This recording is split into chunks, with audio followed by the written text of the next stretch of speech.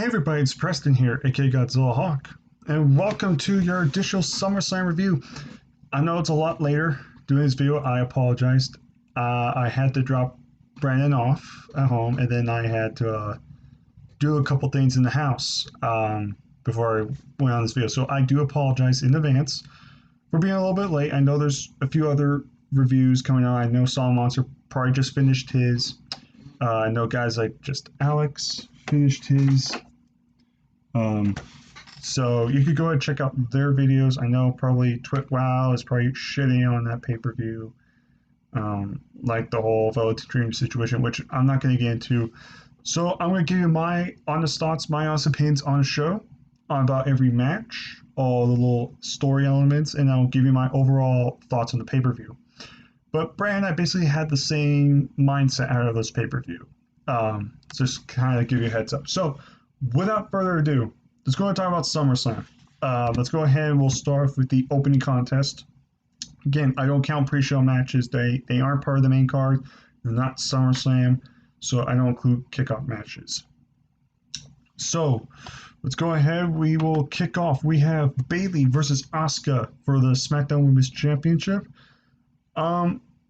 Really, the only problem I have with this match, it kind of goes to the Sasha Banks match, is they were a little shorter than I expected. I kind of wish they were a little bit longer, because I thought Bayley and Asuka, they were really up there having probably their best match so far.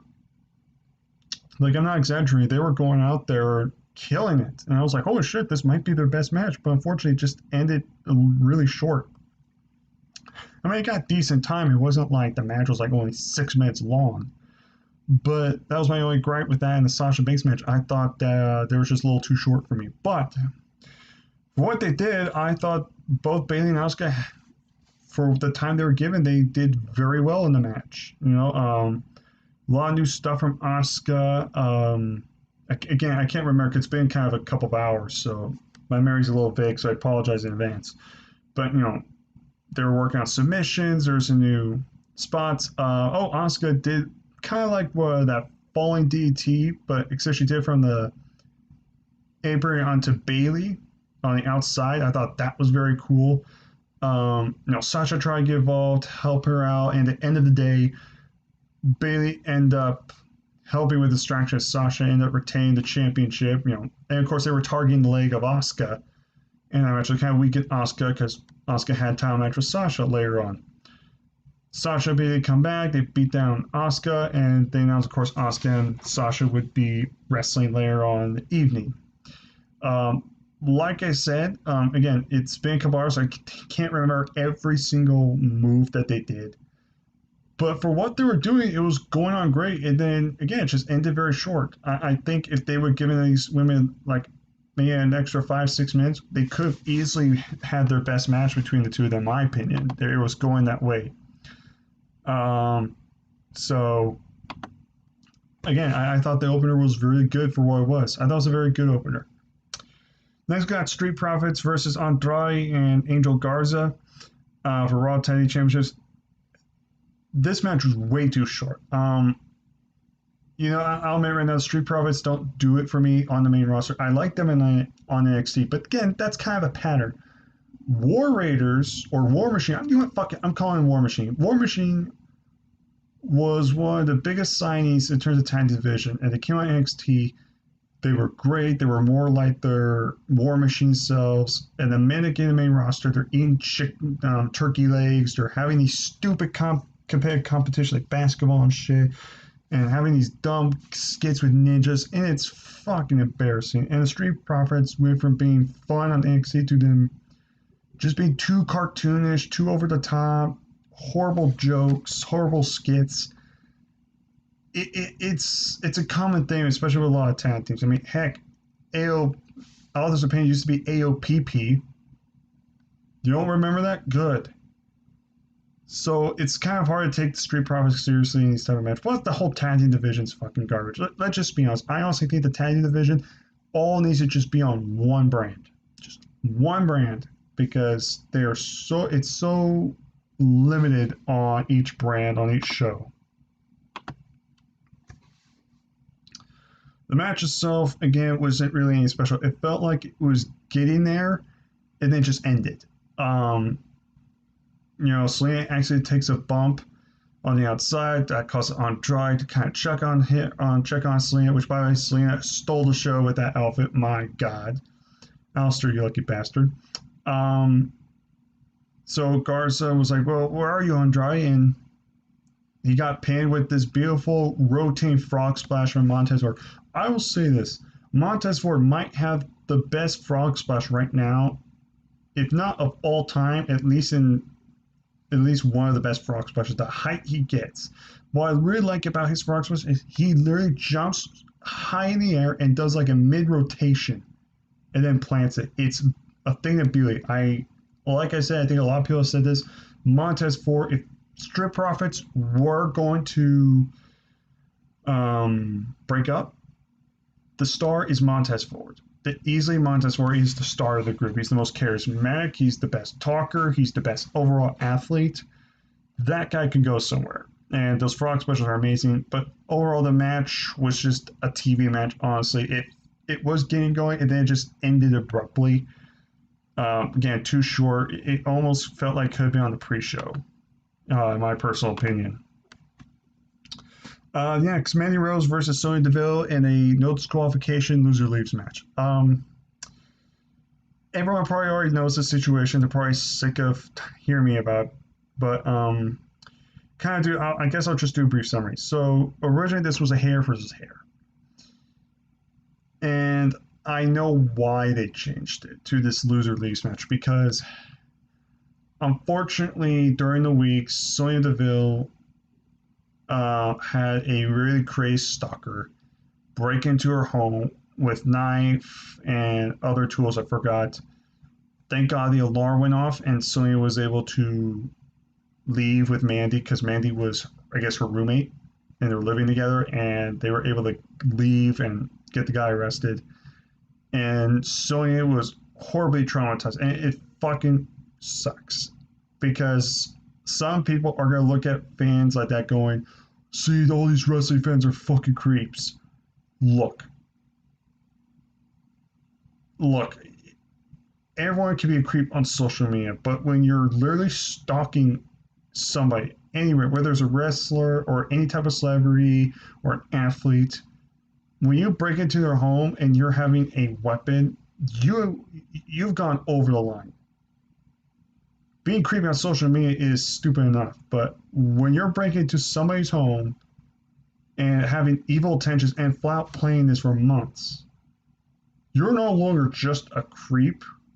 You're a threat, and you need to be put in jail.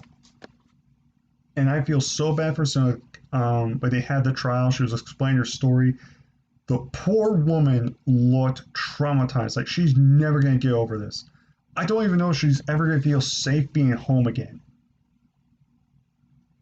And because of that situation, they did the loser leaves match because I believe they're going to have Sonya Deville take time off. She's still under contract. She's not leaving WWE, I don't believe, unless we get news saying like she's flat done with WWE. She's not going with WWE. This is a way to just get Sonya off TV for a while. To probably finish up the trial. Get that situated. Plus, I've heard reports saying that Sonya might have gotten a role for a TV show. I don't know if she got the role for, I think, for a Batgirl or something, Batwoman. There's reports about that, so she might be taking time off to do a show or a movie. Whether the case is, that's why they did this match. They wanted to get Sonya off TV so she could sell this trial, take this fucking creep and put him behind bars. And, like I said, maybe I think after that she might want some time for herself, and then I think she might do a TV show or something. I don't know. But that's why they did this match, because I'm guarantee you, if it weren't for this situation, I don't think she would be leaving WWE, or at least taking a break from it. So I want to get that cleared out. I mean, I could be wrong. Anybody watching, let me know if that's the case. But I believe that's why they did change the stipulation. The match itself was fine. Sonya Deville is great. I always said Sonya Deville she's always had that aura about her. Of course, when you look at Mandy Rose, she's not a bad wrestler. but she's obviously the eye candy. She's the sex symbol, the beautiful model. But I've always looked at Sonya and I just looked at her and I just went, you know, that she has this aura about her that screams special. And I've been saying this for a while, and now people are starting to realize, wow, this woman's great. It's like, well, no shit. She's great in the ring, but she's way better than on the mic. She's nailed this promo shit very well. So they had their match. They brawled a lot. They fought a little bit outside. You used a little bit of a chair. They actually did not use a table. They tried to, but no one went through it, which was kind of weird. I figured that someone was going to go through a table. But no, Mandy hit her her double arms face planter. Barbary face planter. She hit a few running knees, and she pinned Sonya. And you see Otis come out, Mr. Money in the Bank, her WWE storyline boyfriend. They celebrated the ring, and Mandy was crying in shock. So, like I said, I don't believe Sonya's done. She's not leaving WWE permanently unless there's reports saying that she is done. She asked for a release. She's not done. She's just going to take a break to get this trial taken care of and then possibly do some TV movie role or something, I believe. But she will be back. I think once she gets the trial settled and everything kind of settles down, she could kind of get her mind back into things, she'll be back. I don't know how she'll be back, but she'll be back. But clearly the trial thing, this whole creepy thing needs to be settled. It needs to be settled, and she does deserve a break.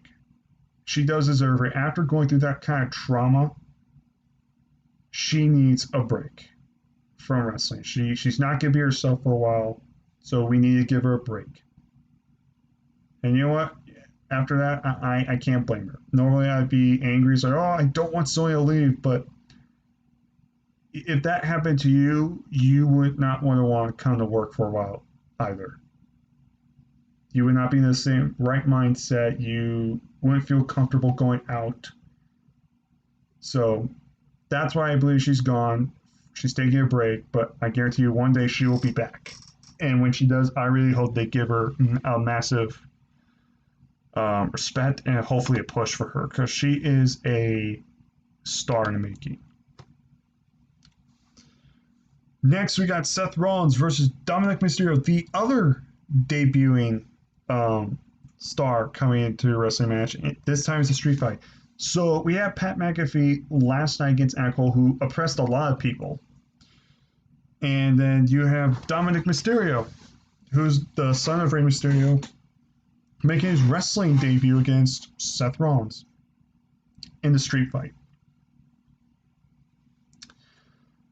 This whole match was one giant story. You had Buddy Murphy with Seth Rollins, you had Rey Mysterio with Dominic, and earlier in the night, Dominic said, like, look, Rey, look, Dad, you know, I love you, and I'm glad you're in my corner, but I can't have you get involved in my match. You know, you gotta let me go on my own. Let me do this. And Rey goes, okay, you have my word. And so they do the match. Rollins come out with the Phantom Mysterio tights from Halloween Havoc 1997, I believe, when Rey fought Eddie. That was clever for numerous reasons. They had Dominic come out in actual ring gear, had a vest and everything with a hood, which I don't understand the hood thing. Like, he wore the hood for like 2 seconds and then just took it off for his entrance. Like, I just thought the hood was a little distracting and they didn't really need it. But at the end of the day, this was all about Dominic Mysterio. Just like Pat McAfee, this was all about, could Dominic hold his own in the ring? He was in there with an athlete like Rollins. It was a big pay-per-view, SummerSlam. It was a stipulation. This was the night of Dominic. This was, could Dominic hold his own? And like Pat McAfee, he did exactly that. He held his own, and I thought he looked great. For his first in-ring match at a big pay-per-view like SummerSlam, I thought he looked great in this match. He clearly trained. Now, obviously, he's not perfect or anything. There were some moments where he was not as fluent, but majority of the match, he looked great. I thought he looked great. I thought he definitely looked like he trained for years. I love to see Dominic more. Like I said, the only thing I'd like to see Dominic more of is his promos. Promos are his only weak point at this moment, but from what we saw, it was great. Do have train some moves with Rollins, candlestick shots, they had a few chairs. A Russian leg sweep off the second rope by Dominic through a table. That was kind of cool. It came to a point where, Rollins was beating down Dominic so bad that Ray had no choice. He decided, enough was enough.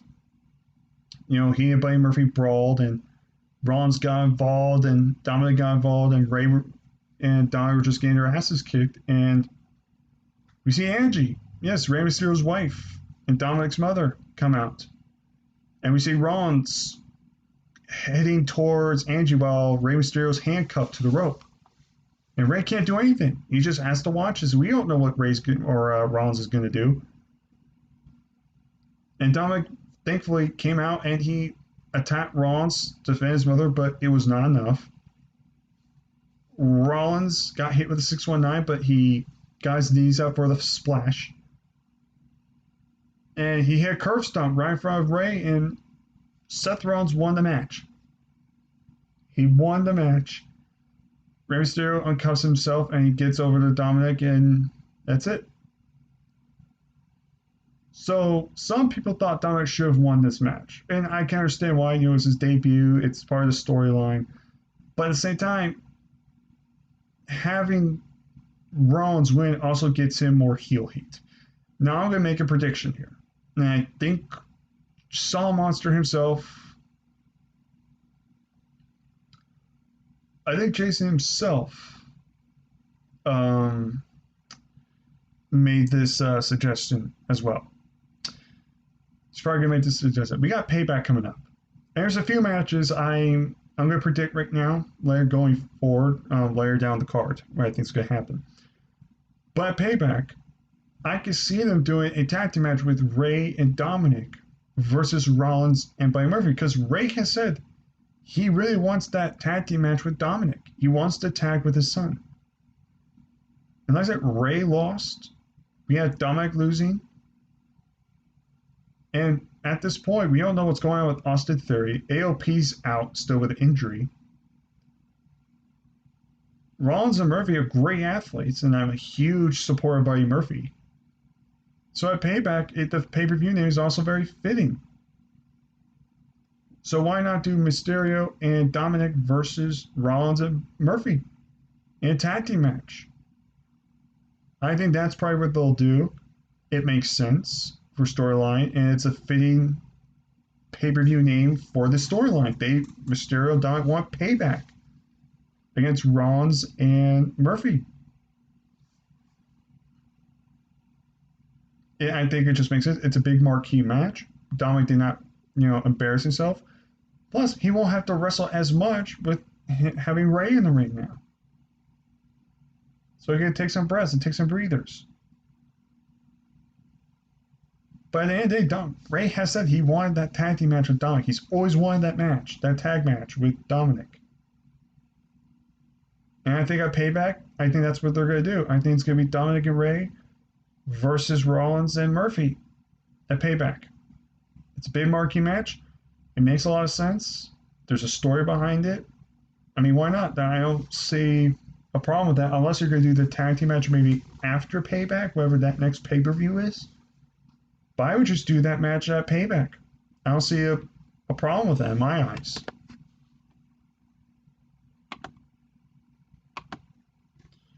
So next, we got Asuka versus Sasha Banks for the Raw Women's Championship. Again, same thing like the Bayley match. It was very good, and then it just was a little short. Asuka, though, took this nasty sunset flip power bomb on the outside by Sasha and smacked the back of her head on that canvas, or the mat, hard mat. That sucked. That fucking sucked. Besides that, though, the match was, again, exactly how Asuka and Sasha work. It was a lot of countering, a lot of high-risking, selling, striking maneuvers. And Bailey tried to help, but it didn't really work out. But Asuka ended up countering his bank statement, I believe, from Sasha, ended up locking the Asuka lock. I think it was the third, fourth time, and Sasha tapped out, and Asuka's the new Raw Women's Champion. So obviously, the Bayley and Sasha are going to defend the tag team championships at Payback. Now, there is a couple of ways they can go with this. I could see him doing Asuka and Shayna Baszler versus Bayley and Asuka, because remember, Asuka and Bayley do have a win over Bayley and Sasha. In fact, it was Shayna who tapped out Bayley, the SmackDown Women's Champion, in that match. So they could do Shayna and Asuka versus Bayley and Sasha, and that could be a lead up to an eventual Shayna and Asuka match for a Raw Women's Championship, which it should be. Or you could do Asuka and Shayna at Payback.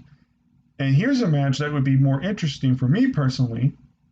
You do Bayley and Sasha versus Rhea Ripley and Shotzi Blackheart.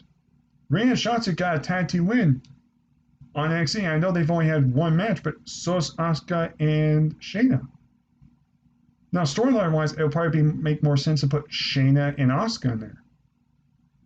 But if you really want to get NXT notice and do something completely different, do Rhea and Shotzi. Because at this point, the Icons don't deserve a title match. Now, actually, there is one other team I guess you can do. You could probably do Ruby Riott and Liv Morgan. But honestly, I think I would rather wait on that, build Liv and Ruby back up as a tag team, build them up more, and maybe you can have them fight maybe like at Night of Champions if that's the next pay-per-view after Payback. So I would probably just do Asuka and Shayna, have Bayley and Sasha retain, and maybe Shayna attacks Asuka. So that leads into a Raw Women's Championship match at the next pay-per-view. And do that. Now to SmackDown Women's Championship, I don't know what you do, because again, they want to hold off the Sasha thing. They want to wait for the right moment for that match.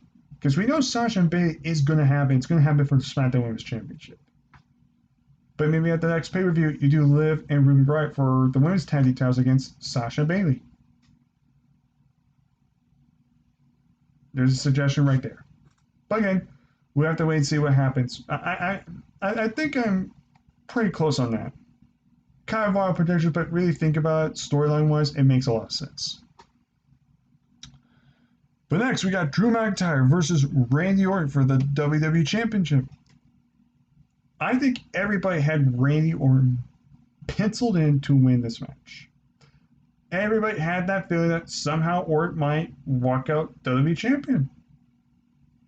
There was a lot of rumors that they might be doing Edge and Orton at WrestleMania next year again, which personally I do not want to see them fight at WrestleMania. I don't mind seeing a third match from them, but not Mania. But there's that thing there.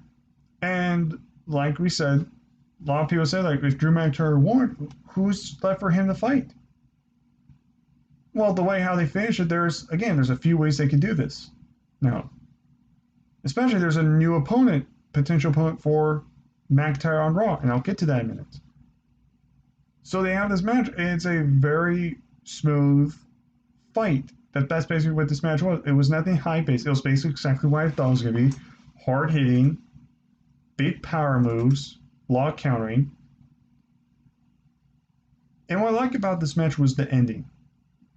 You had Randy Orton getting set up for the Claymore by McIntyre. McIntyre's in the corner. He's about to hit the Claymore kick, and Randy Orton just almost like ducks and slides. Almost like a movie, like an action movie. McIntyre falls on his back. He gets up, or immediately tries to go for RKO. Like the 6th or 7th time trying to go for RKO. McIntyre just grabs him in a crucifix pin, slides down, and he pins him.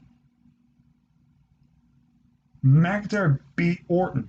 He didn't beat him with the Claymore. He got him with a slide, with a pinfall slide. No one hit a finisher in this match. And again, I kind of like this ending because now there's a few options. You can either do Randy Orton and Drew McIntyre at Payback as a rematch, or you could do a feud or a potential matchup with the newest Raw superstar, former NXT champion Keith Lee. With Keith Lee now coming to Raw, that's a potential match. You could do Keith Lee and Drew McIntyre. That sounds fun. That sounds like a fun match. But more likely, they're probably going to do Orton and McIntyre at Payback. Again, if they do that match, that makes sense. That's not a problem. But the question is, would they still have a singles match, or do they have a stipulation, maybe like 2 out of 3 falls or something? Maybe a finishers only match? I can actually see them doing like a finishers match where the only way you win is to hit your finisher. Because remember, none of them hit their finisher in this match. McIntyre pinned Orton without the Claymore. He used a slide. So they can always have Orton maybe win the title with an RKO. But again, McIntyre kind of comes and say, well, you never pinned me. You won with an RKO, literally an RKO, but you never pinned me for the championship. And that can lead to maybe a third match down the road. And look, even if Orton becomes champion, an Orton and Keith Lee match would be very intriguing for me. And again, we don't even know if Samoa Joe's going to come back. Joe is rumored to be coming back into the ring, so you could do Joe and McIntyre. That could be fun. Or if Joe's going to be babyface, I still want to see the Joe and Randy Orton match. That's still a match I'd like to see. So there's a few possibilities what they could do now. I like this ending. It's going to progress the story even more.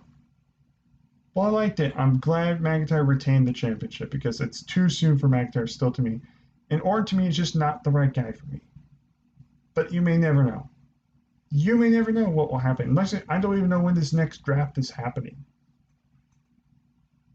But McIntyre retained. It was a shocking move for me personally, but you know what? I am not complaining. I am happy. I thought the match was good for what it was. And again, I ain't complaining. I'm not going to complain about Fish. I liked it. It was kind of different. And it could play off the story if they want to have a rematch at Payback. It could happen. It really could happen.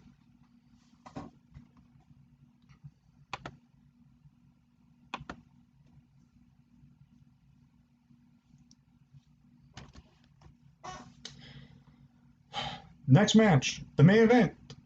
We had Braun Strowman versus The Fiend, Bray Wyatt. Braun Strowman's new look, bald, he had new gear, a more aggressive side. Then we had The Fiend.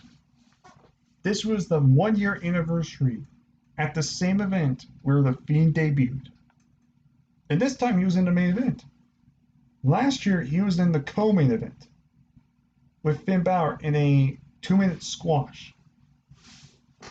This year he's in the main event fighting for the Universal Championship against his own Wyatt family brethren, a new side of Strowman we haven't seen before, in a false Count Anywhere match, nonetheless. This match was short, but for a short match, this was one of the more fun Bray Wyatt matches, at least as terms of The Fiend. And we have seen good Fiend matches. I don't want to just say that, like, oh, The Fiend is boring. He's not boring. He's a great athlete, but you could tell he fits more of a story element with his matches. His match with Daniel Bryan at Survivor Series I thought was good. His match actually against Bryan at the Royal Rumble as The Fiend was, I thought, his best match thus far. You know, John Cena, the more controversial match, that was fine, even if you call it a match or not. Was very entertaining. You know, The Fiend versus Seth Rollins at Saudi Arabia, I thought was milestones better than their Hell in a Cell. We don't talk about their Hell in a Cell match. So it's not that The Fiend can't perform well, or at least Bray Wyatt. Hell, even Bray Wyatt, Braun Strowman had a pretty decent match at Money in the Bank. So it's not like Bray Wyatt is incapable of having a bad match, incapable of having a good match. It's just The Fiend is more of a character. It was like when Undertaker first debuted. He was not about having these 5-star matches. It was more about his character. So for a main event, for the stipulation that I used in the time, I thought it was very entertaining. I was never bored. You know, the Fiend and Strowman just beat the shit out of each other. It was just two monsters just going at it, beating the crap out of each other. You know, putting each other through tables, fighting in the gorilla position backstage. You know, fighting on the stage,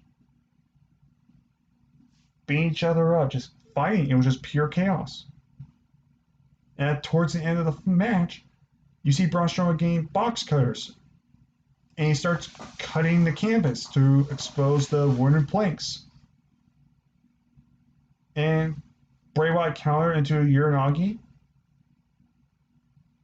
and a few Sister Abigails on the exposed plank, and he won. Now, previously, Braun Strowman hit like 2 power slams, couldn't get the job done. Bray Wyatt had tried locking the mandible claw, it got countered. You know, he hit Sister Abigail before, that didn't work. But it took a couple more Sister Abigails on the wooden planks to beat Strowman. He beat him clean. What was interesting about this match is they had the piped in crowd noise. And they had it to where the Fiend was getting cheered. And Strowman was getting booed. They play it off like it was a double turn. But let's be honest, in real life, that's probably how people felt anyway. People love the Fiend, and Braun Strowman, no one cares about. Braun Strowman had their chance with Braun Strowman back in 2017. That should have been the year they put the strap on Strowman. That's when they should have. They missed their mark, and ever since then, he has not been the same. They gave him the Universal title because Roman Reigns was not going to be competing at that WrestleMania.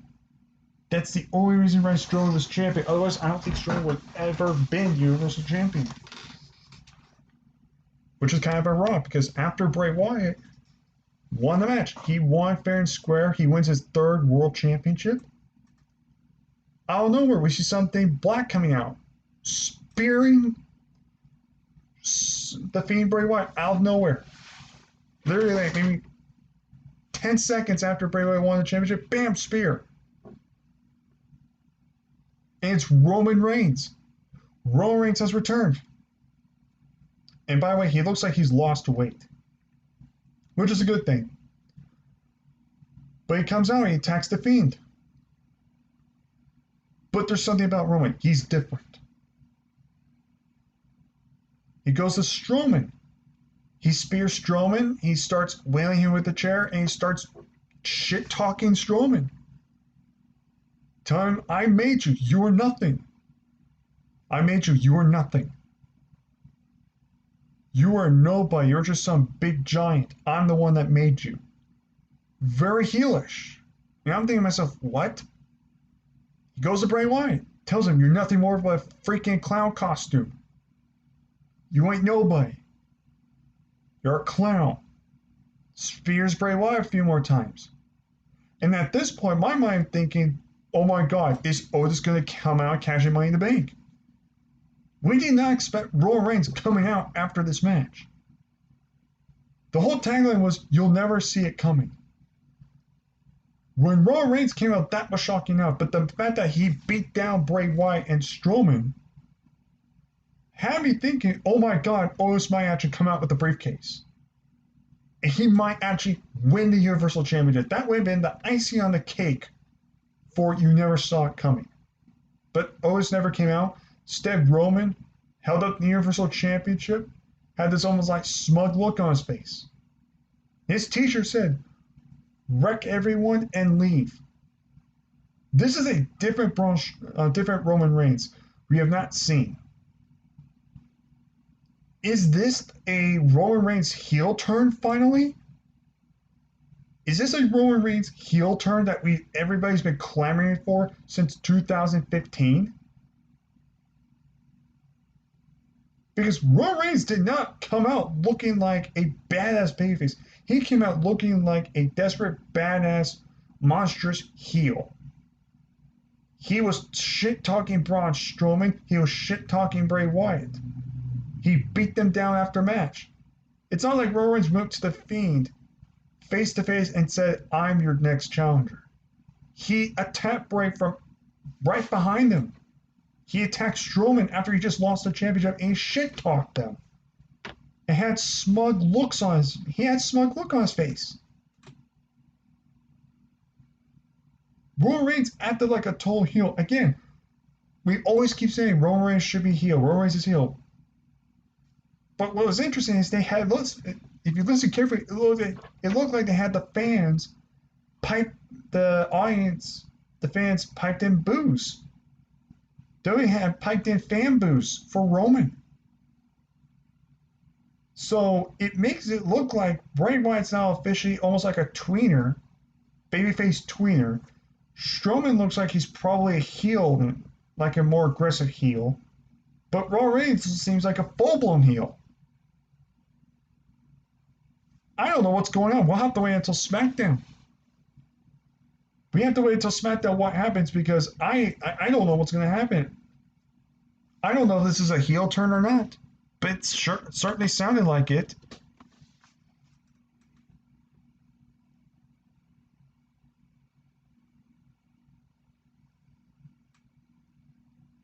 Which goes to another prediction. At Payback, I think what's going to happen, I can see them doing The Fiend versus Braun Strowman versus Roman Reigns in a triple threat for the Universal Championship.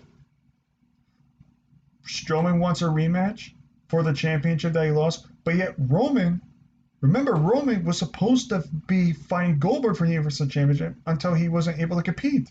He decided not to compete. So technically Roman Reigns is also number one contender. Plus all three of these guys have history with one another. And you want to sell Payback, you want to get viewership for Payback, what better way than having Bray Wyatt, Braun Strowman, and a returning heel Roman Reigns? And with that, you could do a lot of things. You can have Roman pin Strowman to win the Universal Championship so Bray doesn't get pinned to lose his championship. Or you can use that match as a way to segue to a tweener Fiend versus Roman Reigns feud down the line. There's a lot of options now with this. With Roman Reigns coming back, there's a lot of interesting choices you can do now. And if Roman's a heel, now there's a lot of potential matches you can do. You can have a Matt Riddle versus Roman Reigns match.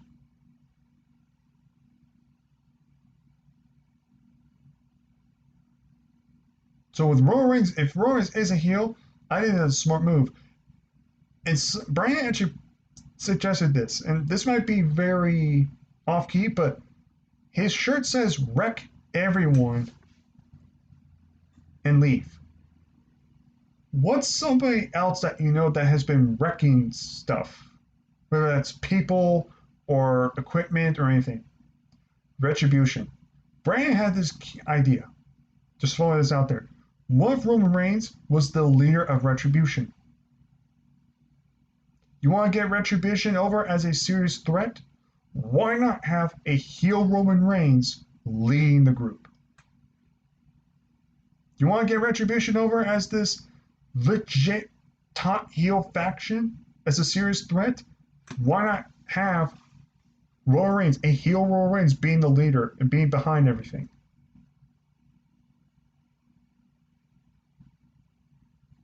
I'm just saying, that's not the worst idea. Let's be honest, guys. Is that really a terrible idea? I mean, let me ask you. Do you think Roman Reigns would be a better leader or someone like The Miz? I think I know the answer. So Roman Reigns returning was shocking, and it looks like we have a new attitude version of, I guess, a new heel character of Roman Reigns. Again, that's what it sounds like. But we have to wait until it's SmackDown. We'll have to wait and see. So with that being said, I want to go over the match card. And I want to see what I thought. So, thought Bayley and Asuka was good. The Street Profits was going to be very forgettable. I thought Mandy and Sonya was a decent match. So, in the middle. I thought Rollins and Dominic had a very good showing. I thought Asuka and Sasha Banks had a very good match. I thought Drew and Orton had a very good match. I thought The Fiend, Bray Wyatt, and Strowman had a really good match, along with Roman Reigns coming back, was a breath of fresh air. So really, the only match I did not really care for was that tag team match. And that's because that match was way too short. And the only other match that was just decent was Sonya Deville Mandy. Other than that, there was not one bad match. There was no match on this card that made me get angry. I didn't hate the booking decision. I didn't shit the bed. I felt like this SummerSlam was like last year's. It was a very good show. If I had to rate this, I might give it an 8 out of 10. I think I actually gave this. I think this was a better pay-per-view than Takeover last night. I thought Takeover was a 7.5 out of 10. If that's the case, I'd probably give this an 8 out of 10. I really think. I think I kind of enjoyed SummerSlam a little bit more. And that's shocking. That doesn't mean NXT was bad. It just meant I just think SummerSlam was just the better show, in my opinion. The ladder match was probably the best match of the weekend.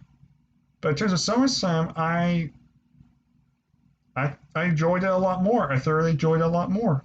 And Brand said himself, like, he thought it was a solid, good show as well.